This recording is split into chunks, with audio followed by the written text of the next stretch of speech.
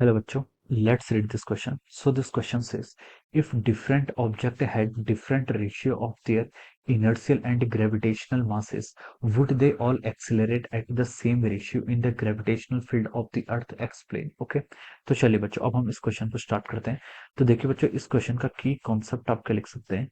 The key concept of this question, इस question में देखिए आपको क्या बताना है, आपको इनर्शियल मास और ग्रेविटेशनल मासेस के बारे में बताना है। ओके, अगर दो ऑब्जेक्ट है उनके क्या इनर्शियल और ग्रेविटेशनल मासेस का जो रेशियो है वो डिफरेंट है, तो क्या वो they will accelerate at the same ratio in the gravitational field of the earth. Okay, तो देखिए बच्चों, इस क्वेश्चन का की कॉन्सेप्ट आप क्या लिख सकते हैं, हम मासेस लिख सकते हैं। क्या लिख सकते हैं, मासेस लिख सकते हैं। ओके, मासेस देखिए आपके दो टाइप्स के होते हैं। मासेस क्या होते हैं आपके, दो टाइप्स के होते हैं। एक होता है आपका ग्रेविटेशनल मास और एक होता है आपका इनर्शियल मास। ओके, हम लिख सकते हैं, देखिए एक होता है आपका क्या इनर्शियल मास और एक दूसरा मासेस क्या होता है आपका gravitational masses. Okay, so this are gravitational masses. Okay, gravitational mass. Okay, तो ये आपके क्या है, डिफरेंट टाइप्स के क्या हो जाते हैं, मासेस हो जाते हैं। ओके, अब देखिए बच्चों, अब हम इसको डिफाइन करते हैं। इनर्शियल मासेस और ग्रेविटेशनल मासेस में क्या आपका डिफरेंस होता है। ओके, इनर्शियल मास होता है, देखिए inertial mass of a body क्या होता है आपका, ये किसी फोर्स को रेजिस्ट करने की क्या होती है, टेंडेंसी होती है।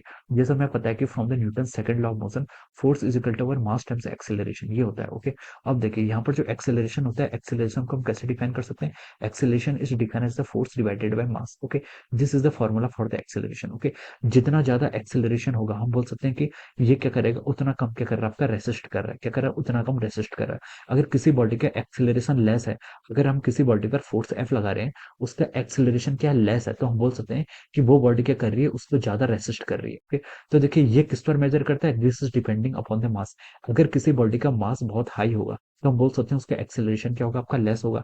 अगर उसका मास क्या होगा, लेस होगा, तब हम बोल सकते हैं उसका एक्सेलरेशन क्या होगा आपका, हाई होगा। ओके, तो यहाँ से हम बोल सकते हैं जो आपका क्या इनर्शियल मास है, inertial mass is defined as the force divided by the acceleration.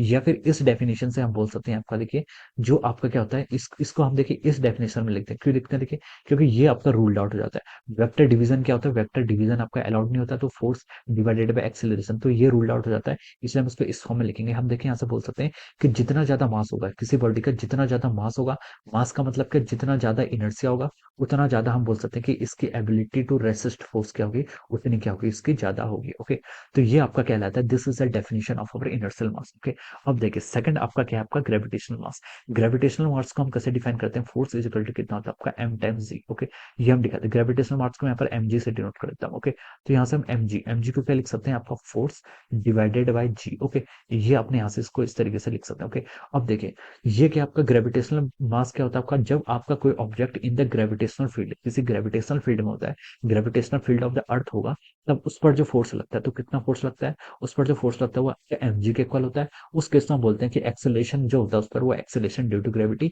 यानी कि स्मॉल जी के इक्वल होता है। ओके, तो ये मासेस, वो मासेस जब क्या होता है, whenever a object is placed in the gravitational field of the earth and it will experience a force। Okay, तो फोर्स डिवाइडेड बाय एक्सेलरेशन किसके इक्वल होता है, आपके ग्रेविटेशनल मासेस के आपके इक्वल होता है। Okay, so this will be the difference between the gravitational mass और क्या आपका इनर्शियल मासेस। ओके, अब क्वेश्चन में बोला है, देखिए इफ डिफरेंट ऑब्जेक्ट है different races of their inertial masses, inertial masses if क्या, inertial masses if they have different ratio. Okay, अब देखिए अब हम यहाँ से क्या लिख सकते हैं, देखिए इसमें जो आपका ग्रेविटेशनल फोर्स लगेगा, ग्रेविटेशनल फोर्स कितना लगेगा आपका एम, ये आपका ग्रेविटेशनल मास इनटू जी। ओके, ये आपका क्या होगा, this is our gravitational force. Okay, अब जो इस पर बाकी एक्सेलरेशन लगेगा, ओके, बाकी इनर्शियल मास क्या होता है आपका, इनर्शियल होता है आपका मास इनटू एक्सेलरेशन। ओके, ये आप इसको आपको इस तरीके से यहाँ पर से लिख सकते हो। ओके, ये आपका ग्रेविटेशनल फोर्स है, ये आपका क्या है आपका, दिस इज अ फोर्स, ये आपका इनर्शियल मासेस के कारण है। ओके, अब देखिए इनका एक्सेलरेशन देखिए हम यहाँ से क्या कंपेयर कर सकते हैं, ये फोर्स किसके इक्वल होगा, जो आपका ग्रेविटेशनल फोर्स हो रहा है, ये आपका मास टाइम्स एक्सेलरेशन के इक्वल होगा। ओके,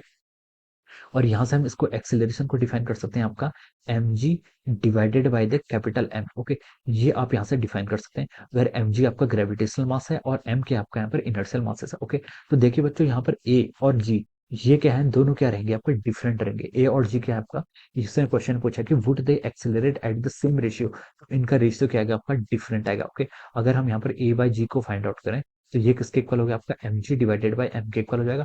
तो हम बोल सकते हैं कि जी आपका क्या है, ए क्या आपका एक्सेलरेशन, जब आपका बॉडी के में हम इनर्शियल फोर्सेस की बात कर रहे हैं। ओके, जब हमारा force F equal to m act कर रहा है, और जी आपका acceleration due to gravity. Okay, तो हम बोल सकते हैं जो आपका रेशियो होगा ए बाई जी का, वो क्या होगा आपका, डिफरेंट रेशियो होगा, या फिर हम बोल सकते हैं एक्सेलरेशन यहाँ पर कितना आपका एम जी हम इस टर्म को डिफाइन नहीं करते बेसिकली, क्योंकि आपको वेक्टर बाय वेक्टर हम डिफाइन नहीं कर सकते। हम ऐसे डिफाइन करते हैं, यहाँ पर जो आपका एक्सेलरेशन होता है वो mg/m के इक्वल होगा।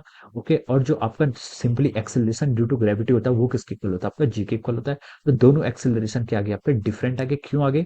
Because of the gravitational mass और इनर्शियल मास। अगर ये दोनों का रेशियो सेम हो जाता तो हम बोल सकते हैं कि एक्सेलरेशन ड्यू टू ग्रेविटी की वैल्यू आपकी, आपका वो जी के इक्वल हो जाएगा। ओके, ए और जी की वैल्यू इक्वल हो जाएगी। Okay, so this will be the explanation of this question. Okay, तो हम बोल सकते हैं कि क्वेश्चन में पूछा था कि would they accelerate at the same ratio, तो इस क्वेश्चन का आंसर क्या होगा? क्या? No. Okay, no they will not accelerate with the same ratio. Okay, no they will not accelerate, they will not, no they will not accelerate with same. Okay, क्या question पूछा?